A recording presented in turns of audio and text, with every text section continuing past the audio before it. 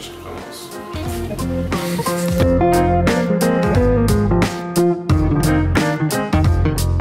Donc salut Aurélie et Sébastien, vous êtes là parce que vous avez participé donc, à la première édition du festival Cinémec et surtout vous êtes lauréat de prix dans ce festival-là. Donc on a la chance d'avoir des résidents qui ont remporté donc le prix de la photographie et de la mise en scène pour Sébastien et le prix du film Cinémec pour Aurélie. Voilà, donc on est très contents.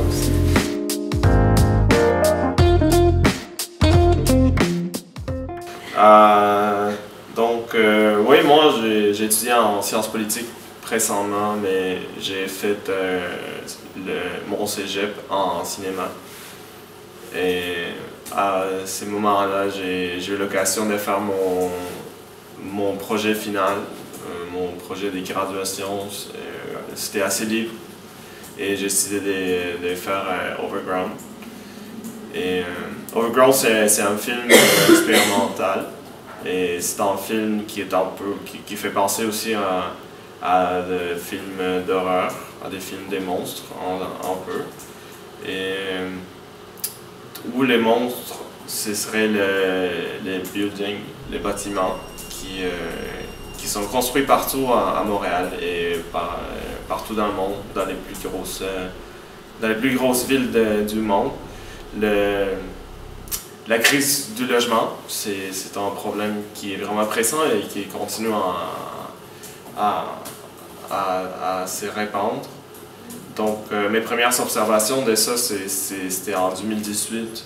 J'ai observé surtout à Montréal, il y avait beaucoup de condos qui se construisaient partout et j'ai pensé un peu comment ça allait affecter dans le futur. J'ai vraiment pensé comme dans quelques années, comment on va faire, qui va habiter dans ces condos-là.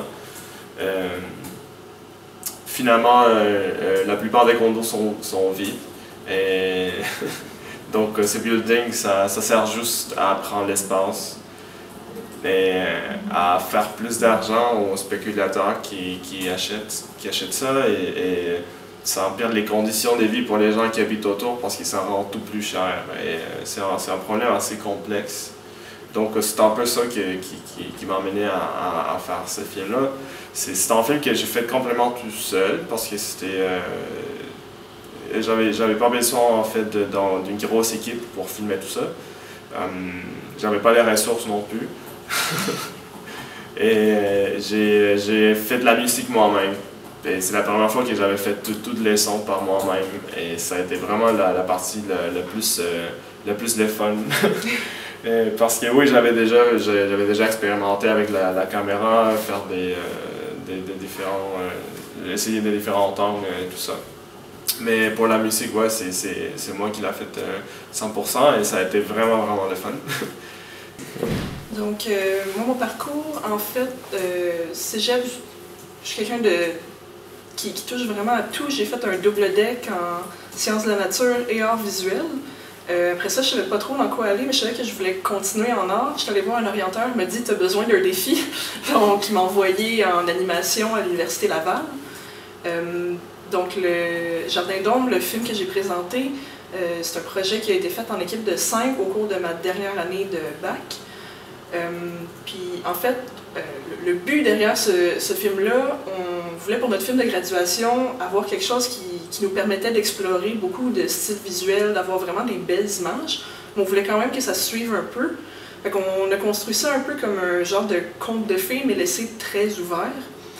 Avec notre personnage qui se perd dans un labyrinthe, mais que les environnements changent beaucoup. Moi, personnellement, j'ai surtout fait la direction artistique, mais comme pas mal toute l'équipe a touché à tous les aspects du film, mais la partie vraiment, toutes les textures, le type de forme qu'on a utilisé, c'est la partie qui me plaît le plus à cœur.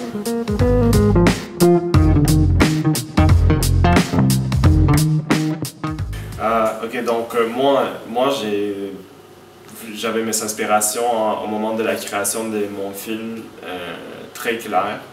D'abord c'était David Hockney avec son travail des photographies superposées. C'est un peu la technique que tu prends plusieurs photos dans le même angle, mais tu les mets toutes ensemble et ça crée une espèce de distorsion un peu ton entourage. C'est ça qu'on voit sur Overground. C'est plusieurs espèces de photos et qui sont mis ensemble pour construire quelque chose de plus grand. Ça a à voir aussi avec les concepts, les thèmes vraiment pressants de la construction dans mon film. Et aussi un peu de cinéastes canadiens expérimental. Il y en avait plusieurs qu'on avait vu dans mon programme et qui faisaient beaucoup de films de voyage et juste des films un peu d'observation et juste en cinéaste et sa caméra. Et ça m'inspirait aussi à faire mon propre voyage dans la ville à Montréal. Et pour la musique, c'est un band qui s'appelle The Drums. Ils ont une chanson qui s'appelle Searching for Heaven. Donc, si vous écoutez la musique et le crescendo vers la fin de Overground, vous allez noter que c'est une musique, en fait, eux, ils font un peu le indie pop. Mais ils ont cette chanson-là, qui est la première fois que je l'ai entendue, ça m'a créé une sensation de malaise. Et je voulais créer cette même malaise dans mon film. Donc j'ai un peu copié, je me suis inspiré, mais j'ai copié un peu la progression. Et ouais, c'est ça.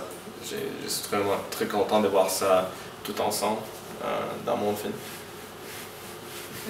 Moi, de mon côté, c'est sûr que j'ai écouté vraiment beaucoup de films d'animation, comme entre autres les vieux films de Disney, ceux qui étaient faits à la main.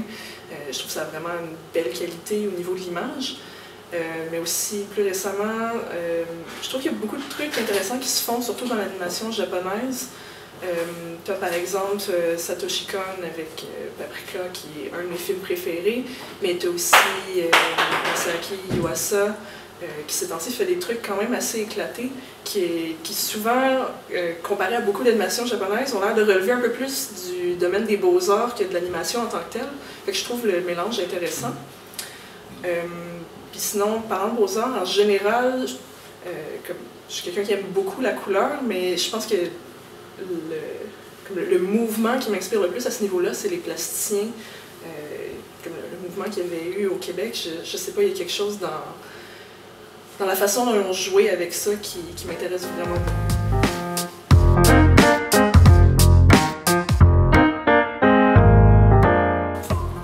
Moi en ce moment, ok. J'ai tellement pas le temps d'écouter des trucs. C'est un peu fou. J'écoute quand je peux Community. Community, c'est une mes séries préférées. J'ai écouté au moins 10 fois déjà. Et quand j'ai le temps, j'écoute de nouveaux trucs. Donc la dernière chose que j'écoutais avant de recommencer Community, c'était Better Call Saul. J'ai vu la finale aussi. Incroyable. Et oui, pendant mes études, en fait, c'est très rare que j'ai le temps d'écouter des choses. Je suis tout le temps en train d'écouter des classiques que j'ai pas encore vus, comme cette semaine j'ai écouté Beetlejuice parce que je savais que c'était sur ma liste et qu'il fallait que je le voie. Mais sinon, en général, dans les derniers mois, j'écoute vraiment beaucoup de Star Trek, pas mal n'importe quelle des séries, parce que il se passe beaucoup de choses dans le monde ces temps-ci, puis c'est comme réconfortant d'avoir quelque chose qui se passe dans le futur, qui a comme une vision positive de l'humanité. Donc, ouais, ces temps-ci, c'est beaucoup dans l'espace.